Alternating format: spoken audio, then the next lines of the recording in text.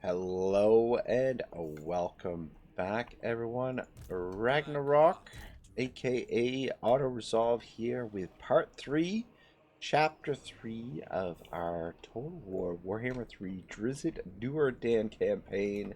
Reading along R.A. Salvatore's Homeland from the epic Legend of DRIZZT series.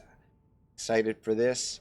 So, just to give a very brief overview of what happened in the book so far is we've entered the world of Menzoberranzan, the underground city of the Drow, the Dark Elves who reside in the Underdark of the Forgotten Realms world, where they worship the god of chaos, the Spider Queen Loth. And we've been introduced to House DO'URDEN, who has just overthrown the fourth house of Menzoberranzan. Apparently the houses in Menzoberranzan are ranked, and the top 8 houses form a ruling council. House DO'URDEN is, I think, ranked 10th house of, yeah, 10th, or they started as 10th house, and now that they've defeated House de Vere, which was the 4th house, they have moved down a slot, so they're now ranked House 9. But in the process, a child has been born, and the fall of House de Vere was brought about through an ancient and rare birthing ritual where Matron Malice, the matron mother of House DO'URDEN, was able to channel the powers of the birthing in order to form that into a spell, that powerful spell to defeat her rival. And I feel like that's where we're at in the story. In the campaign, we are slowly making our way down through here. I mean, it's turn 9. We haven't really covered a whole lot of ground, but we haven't really been in any kind of real danger as of right now.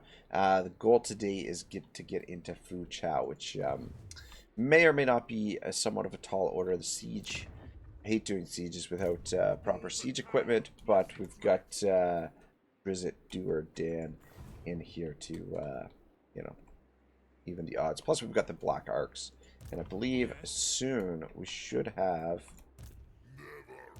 access. Actually, it might even be this turn. Yes, Admiral Zaknafine is back, commander of the Kraken's Claw.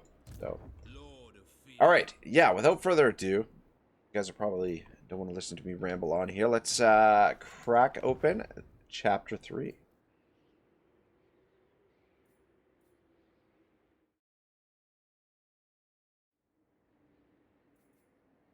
Bring fire and terror.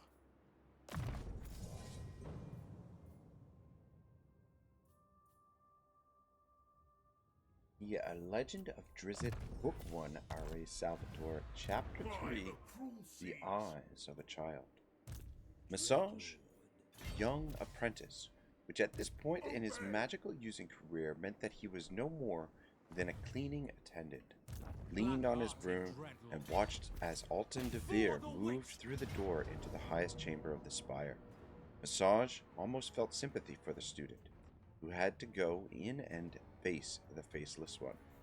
Massage felt the excitement as well, though knowing that the ensuing fireworks between Alton and the Faceless Master would be well worth watching.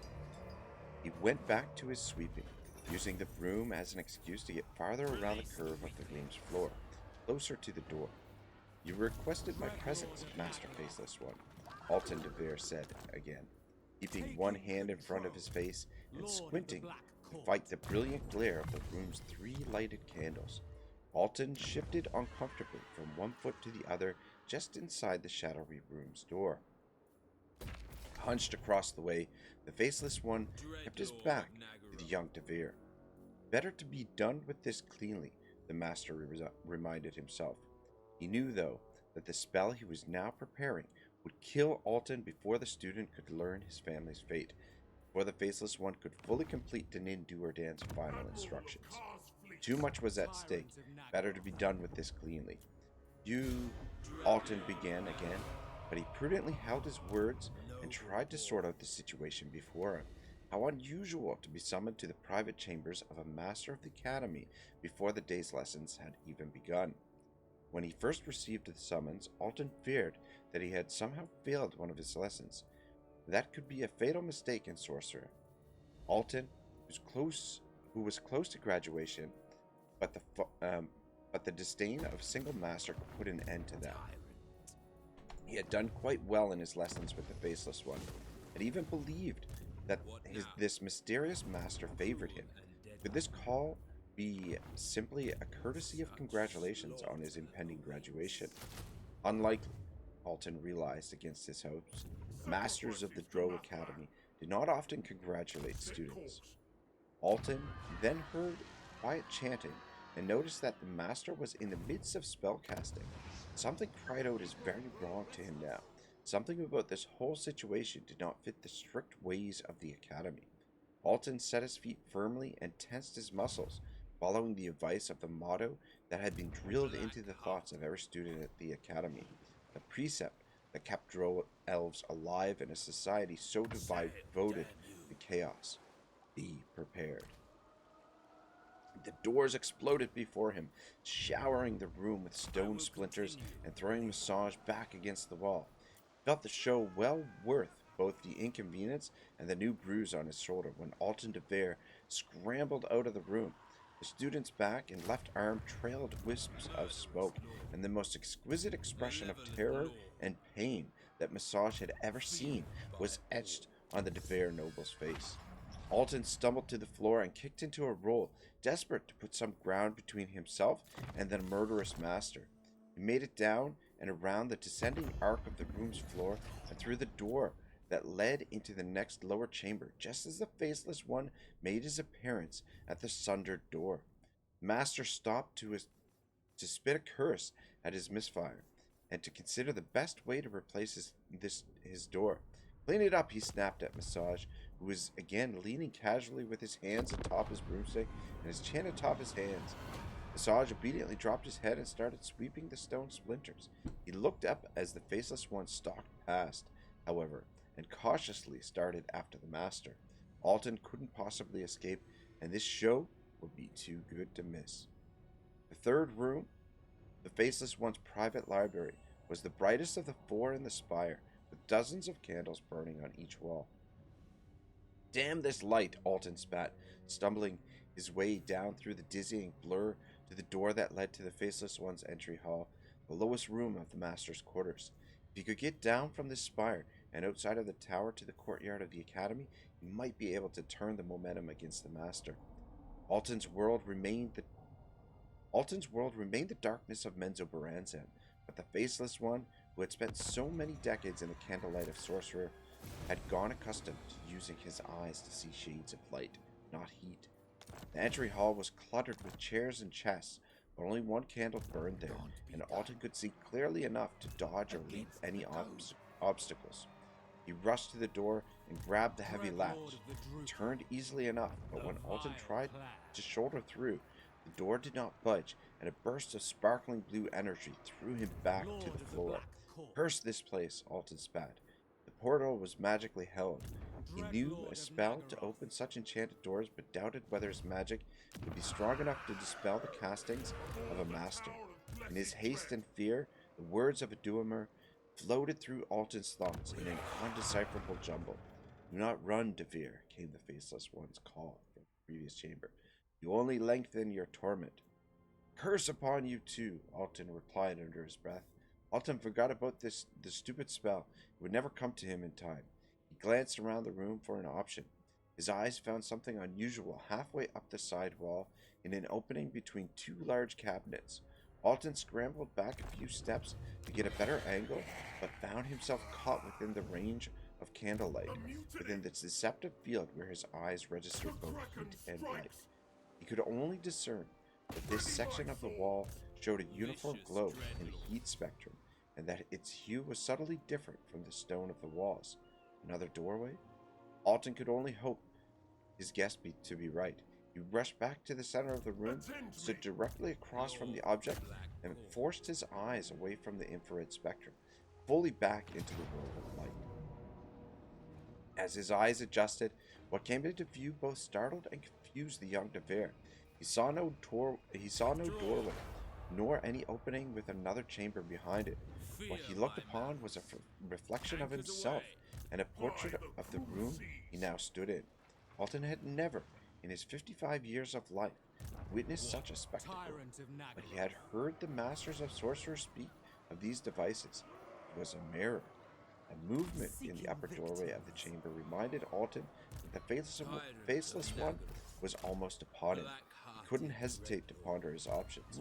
Put his head down and charged the mirror. Perhaps it was a teleportation door to another section of the city, perhaps a simple door to a room beyond, or perhaps Alton dared to imagine in those few desperate seconds this was some interplanar gate that would bring him into a strange and unknown plane of existence.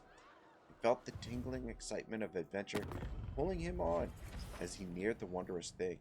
Then he felt only the impact, the shattering of glass, and the unyielding stone wall behind it. Perhaps it was just a mirror. "Look at his eyes," Verena whispered to Maya as they examined the newest member of House Duke. I admire your dark. Truly, the babe's eyes were remarkable. Although the child had been out of the womb for less than an hour, the pupils of his orbs darted back and forth inquisitively.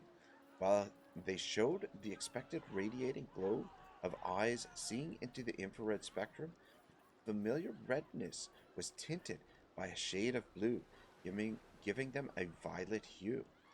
Blind, wondered Maya. Perhaps this one will be given to the Spider Queen still. DRIZZT looked back to them anxiously. Dark elves did not allow children showing any physical deficiency to live. "Not blind," replied Verena, passing her hand over the child and casting an angry glare at both of her eager sister. "Follows my fingers." Maya saw that Verena spoke the truth. She leaned closer to the babe, studying his face and strange eyes. "What do you see, DRIZZT DO'URDEN?" she asked softly, not in an act of gentleness towards the babe, but so that she could not disturb her mother, resting in the chair at the head of the spider idol. "What do you see that the rest of us cannot?" Glass crunched under Alton DeVere, digging deeper wounds as he shifted his weight in an effort to rise to his feet. What would it matter, he thought. "My mirror." He heard the faceless one groan, and he looked up to see the outraged master towering over him. How huge he seemed to Alton, how great and powerful, fully blocking the candlelight from his little alcove between the cabinets, his form enhanced tenfold to the eyes of the helpless victim by the mere implications of his presence. Alton then felt a gooey substance floating down around him, detached webbing, a sticky hold on the cabinets, on the wall, and on Alton. The young DeVere tried to leap up and rolled away, but the faceless one's spell already held him fast, trapped him as a durgate fly be trapped in the strands of a spider's home. "First, my door," the faceless one growled at him, "and now this, my mirror. Do you know the pains I suffered to acquire such a rare device?" Alton turned his head from side to side, not in answer, but to free at least his face from this binding substance. "Why did you just stand still and let the deed be finished cleanly?" the faceless one roared, thoroughly disgusted. "Why?" Alton lisped, spitting some of the webbing from his lips. "Why would you want to kill me?" "Because you broke my mirror," the faceless one shot back. Didn't make any sense, of course. The mirror had only been shattered at the initial attack. But the master, Alton supposed, didn't have to make sense. Alton knew his cause to be hopeless, and he continued on in his efforts to dissuade his opponent. "You know of my house, House DeVere," said the indignant. "Forth in the city, Matron Jennifer will not be pleased. A high priestess has ways to learn the truth of such situations." "House DeVere," the faceless one laughed.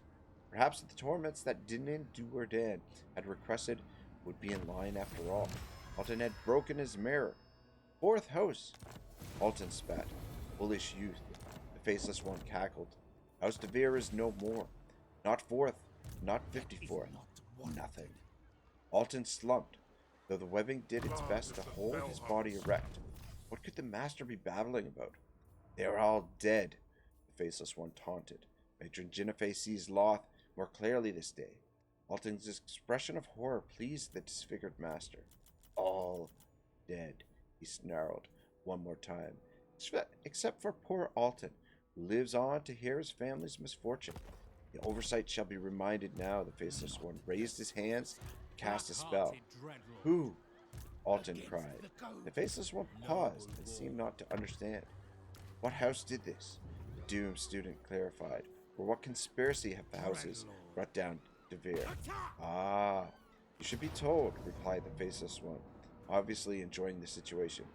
I suppose it is your right to know before you join your kin in the realm of death. A smile widened across the opening where his lips once had moved. But you broke my mirror, the master growled. Die, stupid, stupid boy. Find your own answers. Faceless One's chest jerked out suddenly, and he shuddered in convulsions, babbling curses in a tongue far beyond the terrified student's comprehension.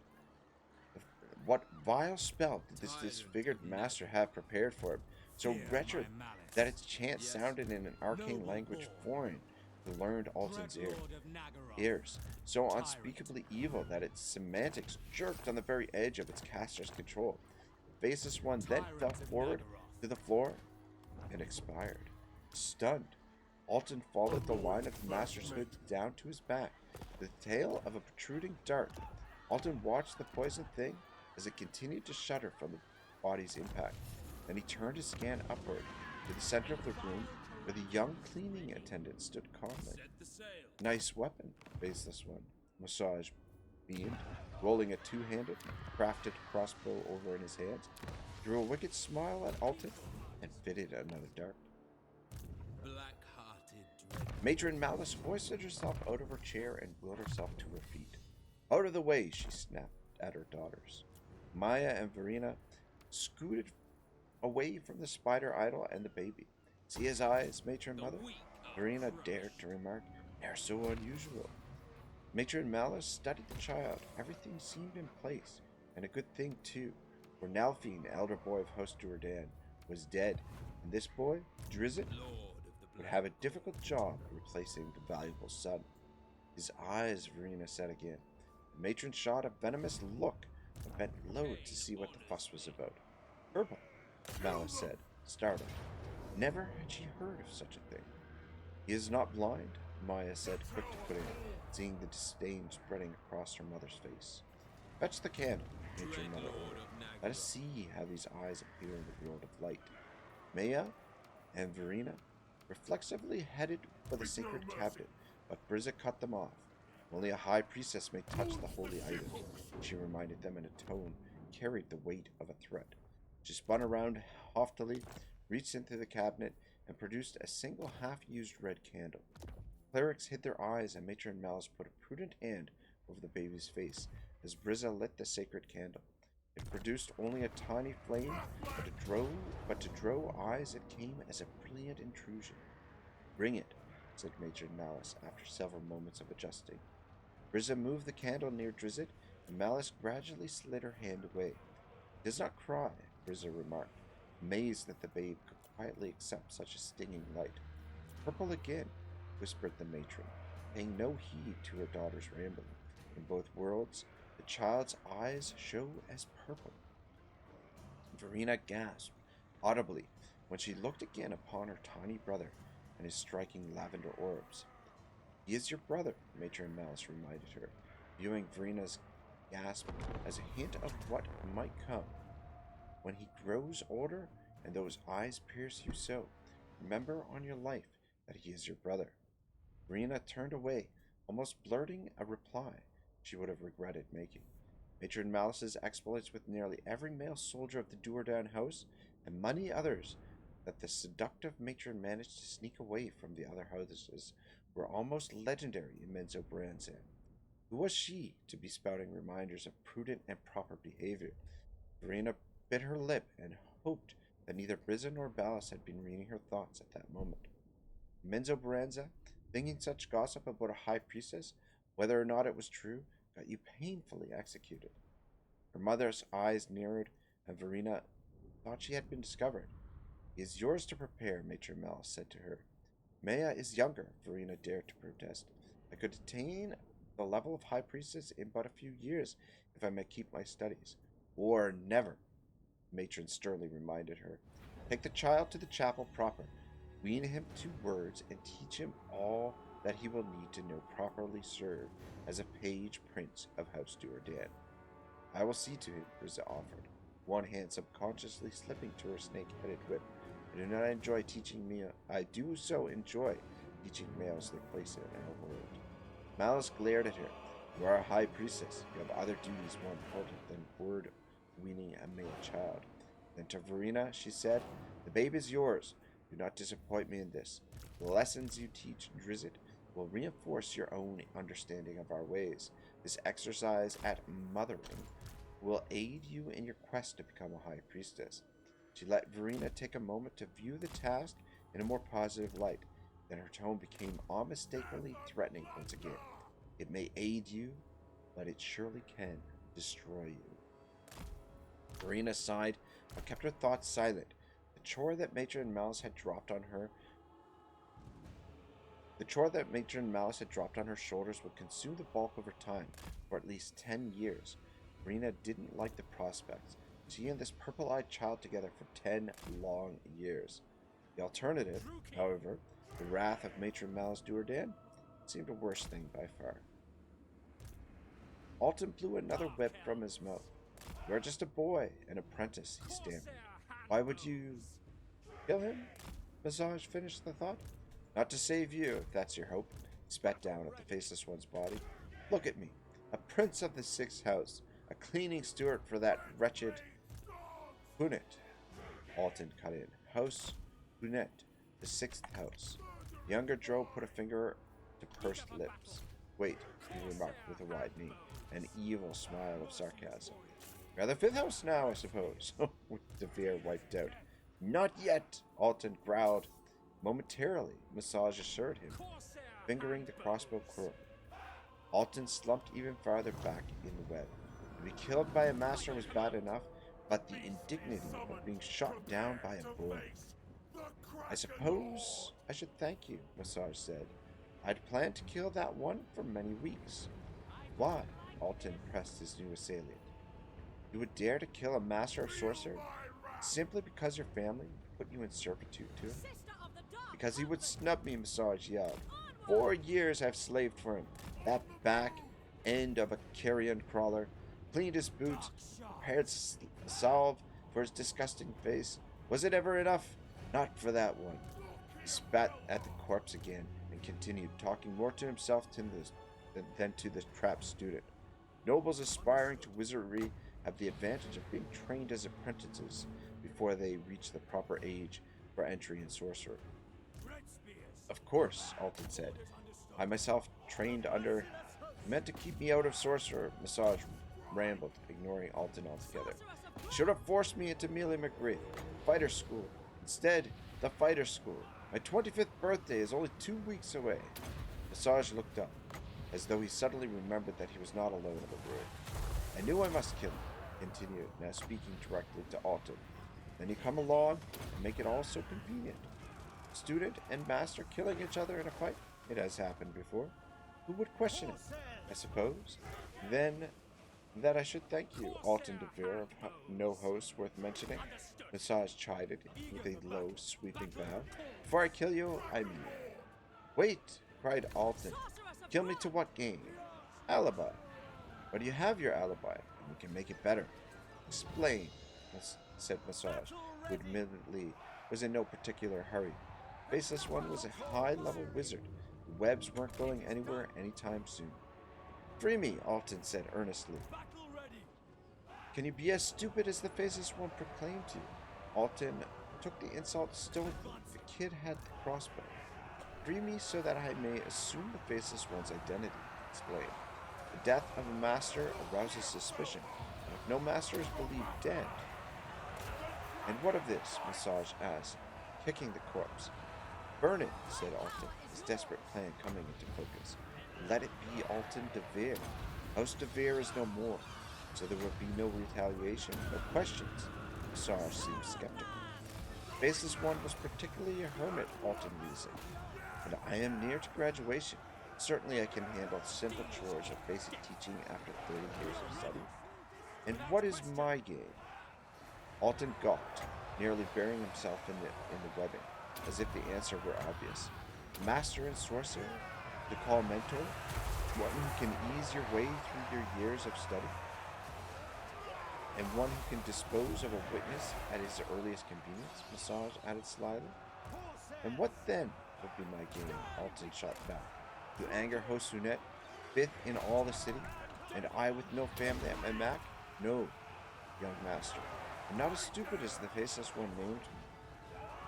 Massage ticked a long, pointed fingernail against his teeth and considered the possibilities. An ally among the monsters of sorcery. This held possibilities. Another thought popped into Massage's mind, and he pulled open the cabinet to Alton's side and began rummaging through the contents. Alton flinched when he heard some ceramic and glass containers crashing together. Thinking of the components, possibly even completed portions that might be lost by the apprentice's carelessness. Perhaps Millie McGrath would be a better choice for this role, he thought. A moment later, though, the young Drow reappeared, and Alton remembered that he was in no position to make such judgments. This is mine, Massage demanded, showing Alton a small black object, a remarkably detailed Oinks figurine, a hunting panther. A gift from a denizen of the lower plains for some help I gave to him. You aided such a creature? Alton had to ask, finding it difficult to believe that a mere apprentice had the resources necessary to even survive an encounter with such an unpredictable and mighty foe. The Faceless One! Massage kicked the corpse again. Took the credit and the statue. They are mine. Everything else in here will go to you. Of course, I know the magic will do most, and will show you what is what. Brightening at the hope that he would indeed survive this dreadful day, Alton cared little about the figurine at that moment. All he wanted was to be freed of the webs so that he could find out the truth of the host's fate. Then Massage, ever confusing young Drow, turned suddenly and started away. Where are you going? Alton asked. To get the acid. Acid. Alton hid his panic well, though he had a terrible feeling that he understood what Massage meant to do. You want the disguise to appear authentic? Massage explained matter-of-factly. Otherwise, it would not be much of a disguise. You should take advantage of the web while it lasts. We'll hold you still. No! Alton started to protest, but Massage wheeled on him, the evil grin wide on his face. It must seem a bit of a pain, and a lot of trouble to go through, Massage admitted. You have no family, and find no allies in sorcery, since the Faceless One was so despised by the other masters. He brought the crossbow up level with Alton's eyes and put it in the poison dart. Perhaps you would prefer death. Get the acid, Alton cried. To what end? Massage teased, waving the crossbow. What have you to live for? Alton declared. Have no host worth mentioning? Revenge. Alton sneered, the sheer wrath of his tone setting the confident Massage on his heels. You have not learned this yet, though you will, my young student. But nothing in life gives more purpose than the hunger for revenge. Massage lowered the bow and eyed the trapped Drow with respect, almost fear. Still, the apprentice who did not appreciate the gravity of Alton's proclamation until Alton reiterated, this time with an eager smile on his face. Get the acid.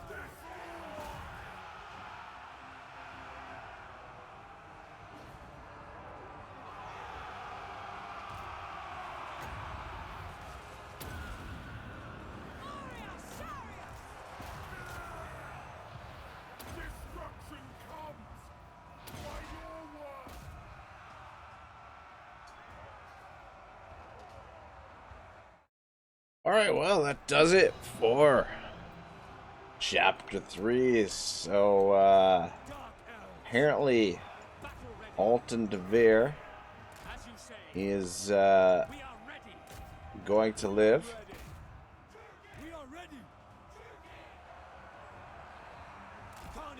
And assume the identity of the Faceless One, the Master at Sorcerer. So it'll be interesting to see how this is going to play out over the next couple chapters.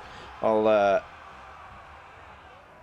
try and see if we can get through this siege here without too much longer. I don't know. I'm tempted to start the next chapter. You know how these sieges go sometimes. But I want to definitely keep it one chapter per episode.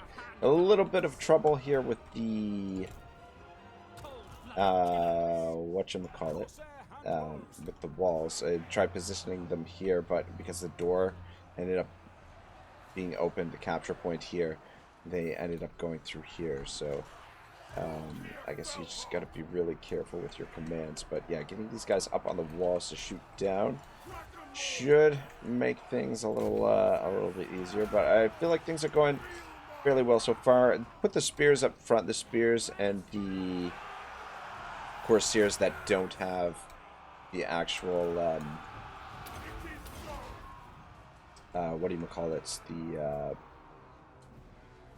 the crossbows up front. They're going to be our more expendable units for the time being until we get Lokir's army into all Corsairs with crossbows. But I mean, these units are all fairly expendable, considering that we can very quickly replace them with our black arcs. So this is good. Get in here. This gives us another major settlement, which should allow us to recruit another black arc. So I think probably we will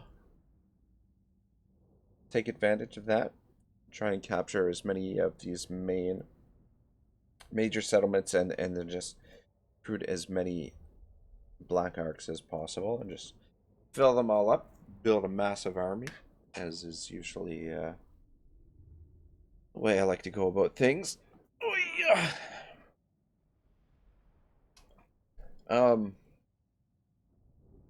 Yeah, I'm not entirely sure about my plans to, like, I definitely want to get to Nagaron, but we are I'm feeling more and more like sticking around in this area to get things, to get like a nice foundation. So yeah, I mean, hopefully we'll still make it to Nagaron. But, I mean, we're definitely off to a solid start now. I mean, maybe not a quick start, but still we're in good shape. What we could do, okay, so we've got this coastal area. Here's what I'm kind of thinking, is that this coastal area will build up, and then this will be the seat of our power between these two citadels here. We'll probably leave some form of garrison there or build up the defenses. But what we can do is we can come in here and we can trade this territory to Cathayan factions, and then that way we can get on their good terms, or we can earn their favor, and hopefully they won't bother us, and then we can skip off to Nagaron. So yeah, still a fair bit of work to do over here, but now that the pirates, the Vampire Coast is on its way out. They still have a large army there, but we're growing pretty quickly. It shouldn't be too difficult to take them out. So I think the situation looks good. Come down here, take this. This province will probably, like I said, trade this to one of our neighbors, and then just spend some time building up these provinces. Use them as our sort of foundation. House D'U'urDen, and then we'll skip off to Nagarond, which where's the sea lane? Does it not? I'm not entirely sure where the sea lane is. I have to double check my full map completion. Oh, there it is. There it is. There it is. All right. So where does it take us? Sea lane. The sea lane can be entered by any lord or hero for direct travel between the Jade Sea and the Sea of Squalls. Journey duration 1 turn. Characters are unavailable during sea lane journeys. Dark elves are skilled navigators and have a reduced travel time. Interesting. All right, cool. Well, next episode we'll be heading down here to Li Zhu, and hopefully we can eliminate Zhang Xi, finish off this faction, and we'll just spend some time getting these Black Arcs built up. We want to get them to, so we'll get this guy to level 3, which will allow us to get this to level 3, and then we can get access to our Reaper Bolt Throwers. I may build some armies with Dark Shards and Dread Spears. Those are lean a little bit more toward my sort of play style. And we'll build some armies with Corsairs. But yeah, we probably won't do too many armies with the Dark Shards, but we'll see how it goes. I am going to get some Hydras, or at least one Hydra, to name as Guinevere, which we've been introduced to Guinevere, sort of. But we'll get to know Guinevere later in the novel. But yeah, I definitely want to get a War Hydra and put it in Lokir's army, or rather DRIZZT's army, as our Guinevere stand-in. But anyway, so far so good for the campaign. Chapter 4 coming up next. Have a great day, boys. Ragnarok out.